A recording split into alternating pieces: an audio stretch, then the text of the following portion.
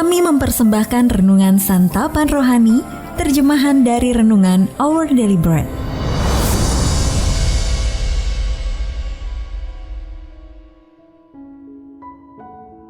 Untuk menerima notifikasi video baru kami, silakan tekan tombol subscribe dan tanda lonceng di bawah ini. Sahabat ODB, pembacaan Alkitab hari ini terambil dari Lukas pasal yang ke-6 ayat yang ke-27 sampai dengan ayat yang ke-31. Lukas pasal yang ke-6 ayat yang ke-27 sampai dengan ayat yang ke-31. Kasihilah musuhmu. Tetapi kepada kamu yang mendengarkan aku berkata, kasihilah musuhmu, berbuatlah baik kepada orang yang membenci kamu. Mintalah berkat bagi orang yang mengutuk kamu. Berdoalah bagi orang yang mencaci kamu. Barang siapa menampar pipimu yang satu, berikanlah juga kepadanya pipimu yang lain. Dan barang siapa yang mengambil jubahmu, biarkan juga ia mengambil bajumu. Berilah kepada setiap orang yang meminta kepadamu, dan janganlah meminta kembali kepada orang yang mengambil kepunyaanmu. Dan sebagaimana kamu kehendaki supaya orang perbuat kepadamu, perbuatlah juga demikian kepada mereka. Ayat mas renungan hari ini terambil dari Lukas pasal yang ke-6 ayat yang ke-27.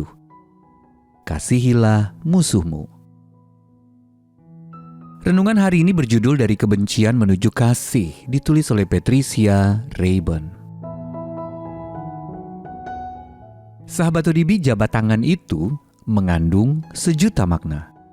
Pada suatu malam di bulan Maret tahun 1963, dua pemain basket tingkat perguruan tinggi, yang seorang berkulit hitam sementara yang lain berkulit putih, mendobrak sekat rasialisme dengan saling berjabat tangan sebelum bertanding. Itu untuk pertama kalinya dalam sejarah kampus Mississippi State, tim mereka yang seluruhnya beranggotakan pemain kulit putih berhadapan dengan tim lawan yang beranggotakan sejumlah pemain kulit hitam. Dalam hal ini, tim Loyola dari Universitas Chicago. Untuk dapat tampil dalam ajang yang dijuluki sebagai pertandingan yang mengubah segalanya itu, tim Mississippi State perlu menyiasati perintah yang melarang mereka keluar dari negara bagian mereka. Sementara itu, para pemain tim Loyola yang berkulit hitam kerap menghadapi cercaan rasis sepanjang musim, dilempari popcorn dan es batu serta mengalami penolakan selama bepergian.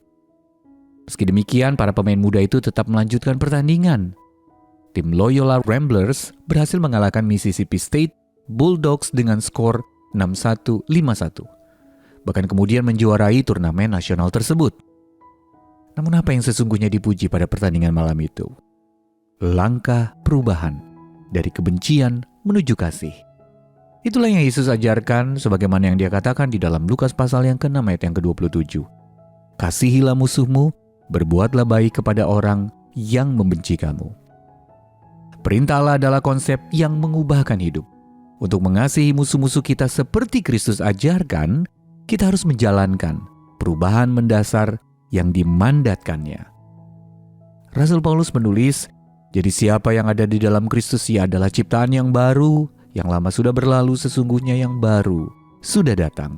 2 Korintus pasal 5 ayat 17. Akan tetapi, bagaimana pembaharuannya di dalam kita mengenyahkan yang lama? Dengan kasih.